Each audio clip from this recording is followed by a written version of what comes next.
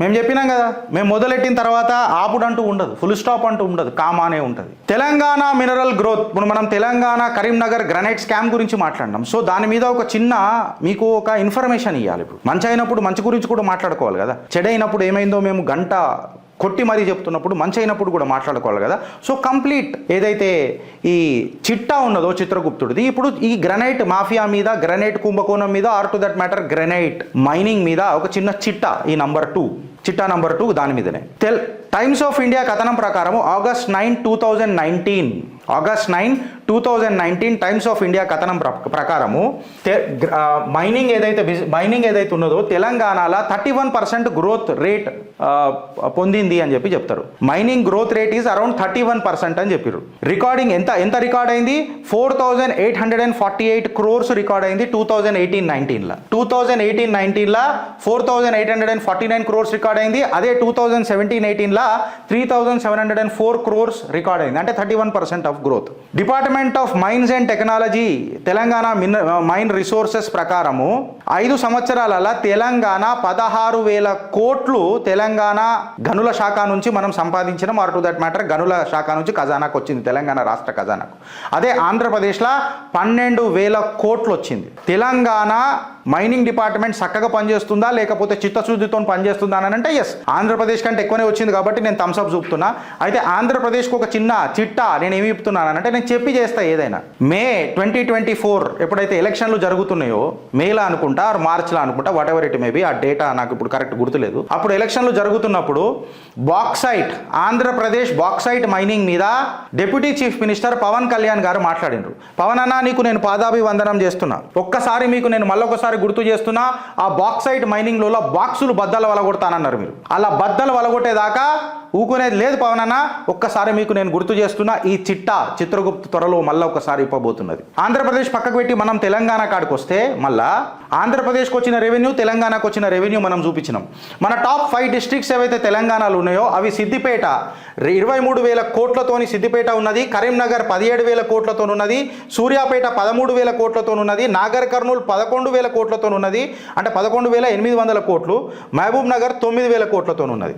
Almost state government 15 lime stone blocks 8 క్లస్టర్స్ల రూపంలో Telangana state mineral corporation కి కూడా అలకేట్ చేసిన కథనాలు మనం అన్ని ఉన్నాయి. స్టేట్ గవర్నమెంట్ ఏం చేసిందంటే ఒక రిజర్వేషన్ ప్రపోజ్ చేసింది ఐరన్ ఓర్ కి సంబంధించి, మన Telangana state mineral development corporation and geological survey of ఇండియాకి. దీని మీద కంప్లీట్గా ఐరన్ ఓర్ ఇన్వెస్టిగేషన్ చేసి బయ్యారంలో కూడా దీని మీద మాట్లాడనికే పోతున్నది. అయితే మంచిది ఏంటనంటే, ఎక్కడెక్కడైతే మనము క్వారీలు చేసినామో, గ్రనైట్ తవ్వకాలు చేసినామో, అక్కడక్కడ పెద్ద పెద్ద హోటళ్లు కూడా కడదామని చెప్పి అప్పుడున్న సర్కార్, అంటే 2019లో కల్వకుంట్ల చంద్రశేఖరరావు గారి సర్కార్ నిర్ణయించి చైనాల, షాంఘాయ్ చైనాల, రొమానియాల, పోలాండ్ల గ్రనైట్ క్వెరీలల్లా పెద్ద పెద్ద హోటళ్ళు కడతారు. ఇగో ఇట్లా పెద్ద పెద్ద హోటళ్ళు కడతారు. ఇదంతా గ్రనైట్ క్వెరీ, తవ్విన గ్రనైట్ క్వెరీ, ఇదంతా ఇట్లా హోటల్ కడతారు అనమాట, అక్కడ టూరిజం డెవలప్ చేయనికే.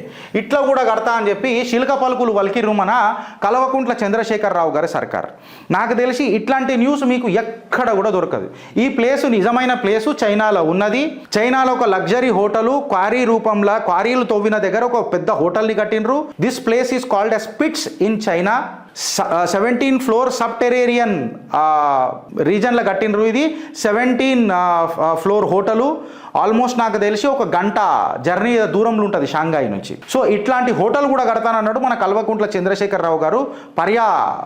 పర్యావరణ శాఖ, దాని ఏమంటారు, పర్యటన శాఖ, టూరిజం డెవలప్ చేద్దామనని, తద్వారా తెలంగాణకు కొన్ని పైసలు తీసుకొద్దామనని. నేను థమ్స్అప్ చెప్తా కేసీఆర్ సర్కార్కి, రేవంత్ రెడ్డి గారికి కూడా సూచన ఇస్తా. కాకపోతే నాలోళ్ళు ఏందనంటే 31% గ్రోత్ రికార్డ్ అయింది 2018-19లో. 2020-21 ఏమైందో తెలియదు, 2022 ఏమైందో తెలియదు, 23-24 ఏమైందో తెలియదు, ఇవన్నీ నాకు తెలియదు. ఎందుకు నాకు తెలియదు అనంటే, మైనింగ్ అధికారుల ఆట గ్రనైట్ ఓనర్లకే పాట. ఇవాళ మైనింగ్ మొత్తం తెలంగాణ ఎట్లయిపోయిందని అంటే, గ్రనైట్ ఓనర్లు ఎవరైతే ఉన్నారో, ఈ మైనింగ్ ఓనర్లు ఎవరైతే ఉన్నారో వాళ్ళు ఆడిందే ఆట, వాళ్ళు ఆడిందే పాట. ఈ మాట నేను ఎందుకు అంటున్నానంటే, నేను సాక్ష్యాలతోనే మాట్లాడతా. మైనింగ్ డిపార్ట్మెంట్కి ముందు చెప్తున్నా. నేను ఒక చిన్న రిక్వెస్ట్ పెడుతున్నా మైనింగ్ డైరెక్టర్కి, ఇంకా కలెక్టర్కి. సార్ నిన్ననే మీకు ఒకటి చెప్పిన, లారీ పట్టుడు పోయిందని చెప్పి, దానికి మీరు ఫైన్ వేసినట్టు కూడా నాకు తెలుసు. కాకపోతే నేను ఒక చిన్న కోరిక కోరుతున్నా సార్ మిమ్మల్ని అంది, సద్వినయంగా మీ పాదాల సాక్షిగా చేతులు జోడించి ఒక ట్యాక్స్ పేయర్ మీకు విజ్ఞప్తి చేస్తున్నాడు సార్ చేతులు జోడించి.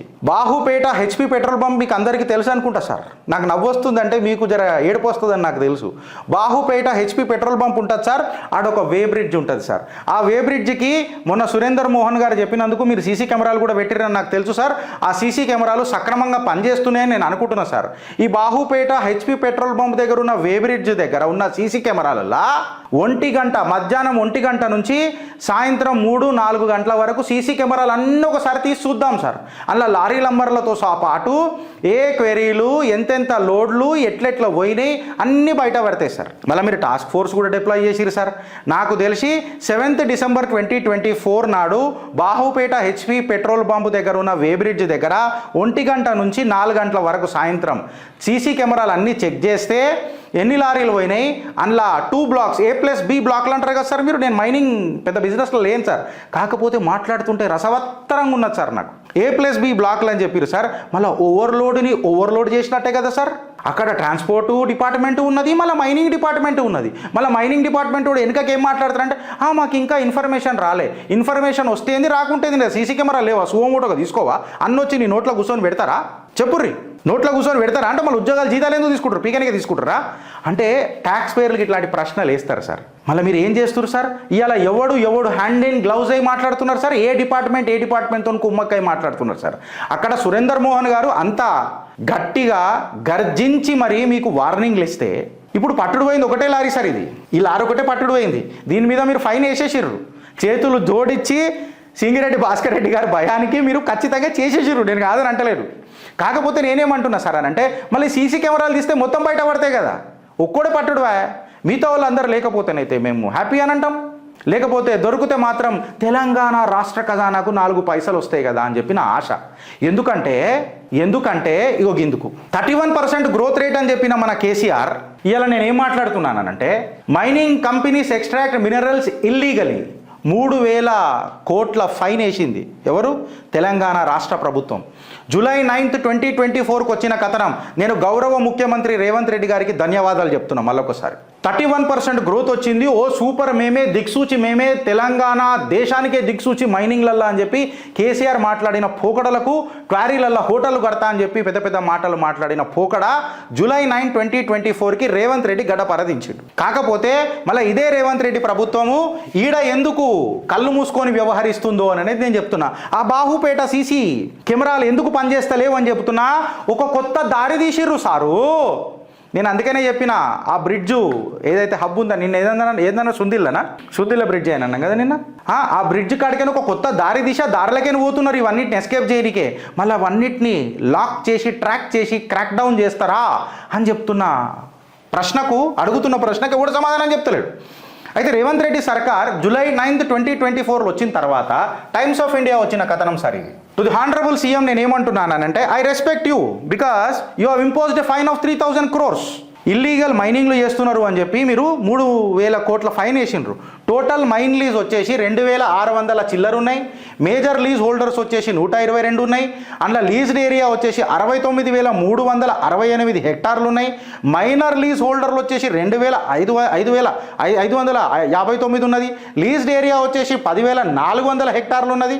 తెలంగాణలో manganese garnet, stowing sand, iron ore, limestone, barytes, dolomite, mica, marble, granite, quartz, feldspar, road metal and laterite. ఇన్ని గనులు ఉన్నాయి, ఇన్ని మైనింగ్లు ఉన్నాయి. నేను ఇంత క్లియర్గా చెప్పినానంటే వీటన్నిటి మీద చిత్రగుప్తు పనిచేస్తుంది. అంచెలంచెలుగా క్షణం అనుక్షణం డేటా బయటికి వెళ్తూ ఉంటుంది. సో రేవంత్ రెడ్డి గారు సర్కార్ వచ్చిన తర్వాత 3,000 కోట్ల ఫైన్ వేసారు. 3,000 కోట్ల ఫైన్ వేసిన తర్వాత ఇక్కడ ఏమైందంటే సెనోరేజ్ ఫీజు కింద సుమారు స్టేట్ గవర్నమెంట్కి సుమారు 5,500 కోట్లు ఈ సెనోరేజ్ అంటే ఈ మన లోడింగ్ ఇదేమంటారు రాయల్టీ అండ్ ఫైన్స్ అని అంటారు కదా, దాని రూపంలో ఇట్లా వస్తుంది. అయితే లీకేజ్లు కానీ ప్లగ్ చేస్తే రేవంత్ రెడ్డి గారు మీకే చెప్తున్నా, మీరు 3,000 కోట్లు వేసిరు కరెక్టే కాదని అంటలేదు. దానికి నేను మీకు ధన్యవాదాలు కూడా చెప్పిన, మీకే నేను సపోర్ట్ చేసిన.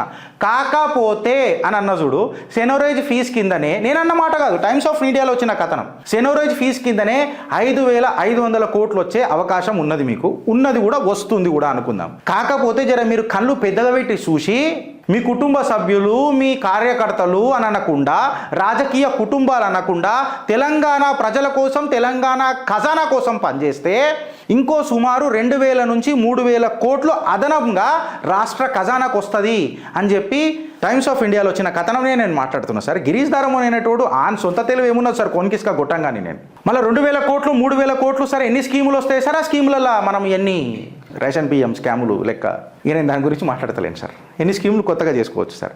అయితే అఫీషియల్స్ మళ్ళీ 5 to 10% కట్టాలని అంటారు, కరెక్టే. మళ్ళీ ఎంతమందికి కట్టిపిస్తున్నారు సార్? ఎందుకంటే 750 కోట్లు ఏదైతే ఇక్కడ రావాలనో ఈ గ్రనైట్ కరీంనగర్ స్కామ్ ఏదైతే ఉన్నదో మళ్ళీ ఈ 749 కోట్లు ఎప్పుడు వసూలు చేస్తారు? ఇప్పటిదాకా ఎంత వసూలు చేశారు? ఒక శ్వేతపత్రం ఎందుకు ఇస్తలేదు ప్రభుత్వము? నేను సురేందర్ మోహన్ గారికి పాదాభివందనం చేసి చెప్తున్నా సార్, ఈ డేటా బయట పెట్టుర్రి సార్. మీరు తప్పు ఎదుకుంటారు సార్. ఇలా ఎవడైతే ఎగ్జిక్యూట్ చేయలేదో ఈ ఆర్డర్ని వాడు తప్పు. హరీష్ రావు 665 of 2016 ఎట్లా రిలీజ్ చేసిండు సార్? మేము 1:5 ఉన్న దాన్ని 1:1 ఎట్లా చేసిండు అనే దాని మీద ప్రశ్న తెలంగాణ ప్రజలు గవ్వి ఆడనే అడుగుతున్నారు సార్. 15 days లోపల మొత్తం మీరు పెనాల్టీలు తీసుకోవాలి కదా. మళ్ళీ 5 to 10% పెనాల్టీలు ఇప్పటిదాకా ఈ 15 days లోపల ఎంత తీసుకున్నారు సార్? ఇది చిత్రగుప్తుకు తెలిసింది కాబట్టి ఇక లారీ పట్టడు పోయింది కాబట్టి దానికి ఫైన్ వేసారు. మళ్ళీ 1 గంట నుంచి 4 గంటల దాకా హాజమూల దీని చెప్తున్నా. నా దగ్గర డేటా ఉంది సార్, మీరు ఏమంటే నేను ఇస్తా. మీ సీసీ కెమెరాలు పనిచేస్తలేవు అని చెప్పకూర్రి, నేను ఇస్తా డేటా. తెలంగాణ రాష్ట్ర ఖజానాకై నేను ఒత్తులు పెట్టుకొని పనిచేస్తా సార్. అదే ప్రభుత్వమైన, అధికార పక్షమైన, ప్రతిపక్షమైన, ఆకాడికి వస్తే అంధకార పక్షమైన. మన తెలంగాణలో ఇంకొక అంధకార పక్షం కూడా ఉన్నది.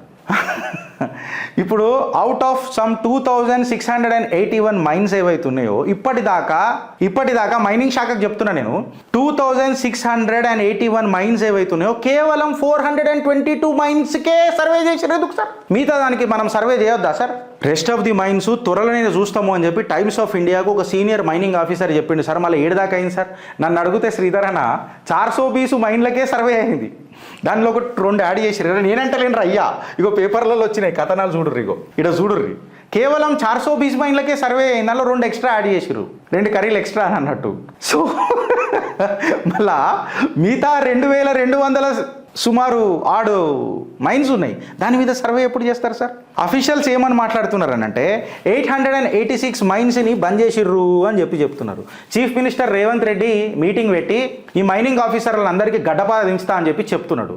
మళ్ళీ ఎప్పుడు దించుతాడు, ఏం చేస్తాడు, వీళ్ళకి వసూలు ఎప్పుడు చేస్తాడు, వీళ్ళ ఆస్తులు జప్తు ఎప్పుడు చేస్తాడు, ఎట్లా చేస్తారు, ఏం కథ చేస్తారు, ఇది మా కళగా నెరవేరేది ఎప్పుడు అని చెప్పి ఆలోచిస్తున్న తరుణంలో చిత్రగుప్తుడు కళలు వచ్చి మీ కల్వకుంట్ల చంద్రశేఖరరావు ఏం చేసిండు తెలుసా గిరీష్ వెనకటికి అని అన్నాడు. ఈ అడ్డమైన గులాబీ ప్రభుత్వము ఇలా నోట్లల్లో మన్నువాడ, ఇలా రాజకీయాలలో పీనుగులెల్లా, వీళ్ళు మనకు తెలిసే ఈ కరీంనగర్ గ్రనైట్ స్కామ్లో 749 కోట్లు ఫీజు కట్టించుకోవాలా, ఖజానాకు రాలే. దానికి సురేందర్ మోహన్ ఐఏఎస్ గారు పాపం is running from pillar to post. ఈ అఫీషియల్స్ కూడా లారీలు పట్టుకుంటే ట్రాన్స్పోర్ట్ మైనింగ్ చెప్పాలంట, మైనింగ్ కూడా ట్రాన్స్పోర్ట్ చెప్పాలట.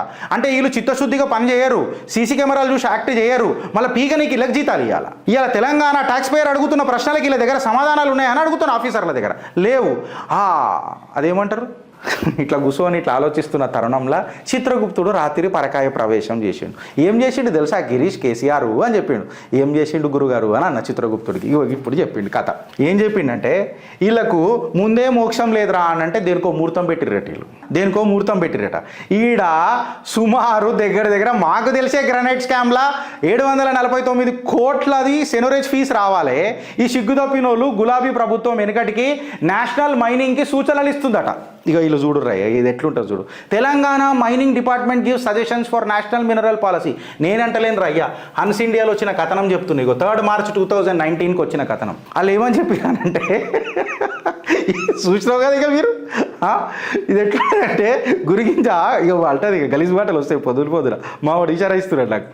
ఇప్పుడు 2008లో నేషనల్ మినరల్ పాలసీ 2008 ఏదైతే ఉండేనో దాన్ని అమెండ్మెంట్ చేసి ఇంకా ట్రాన్స్పరెన్సీలో తీసుకొని వచ్చి జనరల్ పబ్లిక్కి అవేర్నెస్ తీసుకొని వచ్చి అండ్ మోర్ ఓవర్ మన ఖజానాకు మంచి రాబడి తెచ్చుకోవాలని చెప్పి ఆలోచించారు. అందులో తెలంగాణ ప్రభుత్వం మనకు సూచనలు ఇచ్చిందట. తెలంగాణ ప్రభుత్వం రిప్రజెంటెడ్ బై ది బీఆర్వి అనుకుంటా, బీఆర్వి సుశీల్ కుమార్ గారు, mining director of mines and geology, resourceful inputs ఇచ్చిరట. గవర్నమెంట్ ఆఫ్ ఇండియా ఎప్పుడైతే నేషనల్ మైనింగ్ పాలసీ 2019 తయారు చేస్తుందో అప్పుడు తెలంగాణకేని సూచనలు ఇచ్చారట. ఈ సూచనలని నేషనల్ మైనింగ్ పాలసీ కూడా చాలా అప్రిషియేట్ చేసిందట. కాకపోతే వీళ్ళు ఇంత లంగనా అని తెలియదు కదా. ఇప్పుడు వీళ్ళ లంగతనం ఏందో మనం ఈ గ్రనైట్ స్కామ్లోనే బయటపడ్డది. మళ్ళీ ఆ మంత్రులు ఎవరు, ఆ కవరింగ్ లెటర్లో పట్టుకున్న ఆ కవరింగ్ నేతలు ఎవరు, కవరింగ్లకే పరిమితమైన కవర్ కొట్టే నేతలు ఎవరు, కవర్ని చింపి చూస్తే అర్థమైంది లోపల డొల్లానని. ఈ సిండికేట్ ఎవరు, ఈ నెక్సెస్ ఎవరు అన్నది బయటపడాలి కదా. ఇప్పుడు రేషన్ బియ్యంలో కూడా ఆనాడు సివిల్ సప్లైస్ డిపార్ట్మెంట్ని నేతృత్వం వహిస్తుంది ఎవరు, మంత్రి ఎవరు. ఇటు మైనింగ్ ఏమవుతుంది, ఇటు సివిల్ సప్లైస్ ఏమవుతుంది. వీళ్ళు పోయి మళ్ళా దిక్సూచి నేషనల్ మైనింగ్ పాలసీలా. ఇక ఇనుండ్రి ఈ మైనింగ్ పాలసీ 2019ని మొత్తం ఫ్రేమ్ చేసుకొని వచ్చి అండర్ ది చైర్మన్స్ ఆఫ్ మోస్ట్గా చెప్పాలనంటే మంచి ఒక మేధావి Rajeshwara Rao IAS, K Rajeshwara Rao IAS. ఆయన మన నల్గొండ నివాసి. ఆయన additional secretary mines, ministry of మైన్స్లో కూడా తన సేవలు అందించారు. ఈయన నేతృత్వంలో నేషనల్ మినరల్ పాలసీ 2019కి రూల్స్ ఫ్రేమ్ అవుతున్నప్పుడు మన తెలంగాణ కేసీఆర్ సర్కార్ ఇచ్చిన సూచనలు చూడండి. తెలంగాణ రోల్ మోడల్ ఉండేనంట. మీ అమ్మ వీళ్ళు చెప్తారు చూడు, తెలంగాణ అంటే రోల్ మోడల్ ఉండేనంట. మైనింగ్లో రోల్ మోడల్ ఉంటే అది వేరే స్టేట్ గవర్నమెంట్లకు కూడా దిక్సూచి కావాలా, పాలసీలో మేము చెప్తాము అని చెప్పి వీళ్ళు షురూ చేసి ఒక రెగ్యులేటరీ మెకానిజం ఇంక్రీజ్ చేయాలని చెప్తారు మైనింగ్ సెక్టార్లో. 2018లో నవజిత్ సింగ్ సిద్ధు వచ్చిండు మన తెలంగాణకు వచ్చి minister for the local bodies. ఆయన minister for the local bodies tourism culture of పంజాబ్లో ఆయన నేతృత్వం వహిస్తున్న నవజోత్ సింగ్ సిద్ధు వచ్చి మన మైనింగ్ పాలసీ, తెలంగాణ మైనింగ్ పాలసీని light house of for the state sir అన్నాడు.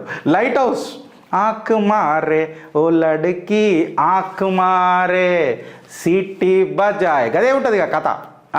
లైట్ హౌస్ అంట. ఇక్కడ కరీంనగర్ కుంభకోణం బయట పడితే మొత్తం బయట పడుతుంది. ఇండియా 3rd లార్జెస్ట్ ప్రొడ్యూసర్ మైనింగ్లలో అని మనం అందరికీ తెలిసిందే. అయితే ఈ పాలసీ ఫ్రేమ్ చేసేటప్పుడు వాళ్ళు తీసుకున్న మేజర్ టాపిక్లు ఏమేమి ఉండేనంటే, ఒక most effective, meaningful and implemental policy ఉండాలా, అండ్ మోర్ ఓవర్ రెగ్యులేషన్ గట్టిగా ఉండాలా, ఎన్ఫోర్స్మెంట్ గట్టిగా ఉండాలా, balance and social economic growth ఏదైతే ఉంటుందో అది సస్టైనబుల్ మైనింగ్ ప్రాజెక్ట్స్కి దారితీయాలా అని చెప్పి వాళ్ళు ఫస్ట్ పాయింట్ చెప్పారు. సెకండ్ ఏమన్నారంటే వాళ్ళు ఈ ప్రైవేట్ సెక్టార్ని మనం ఎంకరేజ్ చేద్దాము అని చెప్పిండ్రు, దాన్ని ఎక్స్ప్లోర్ చేద్దాము అని చెప్పిండ్రు.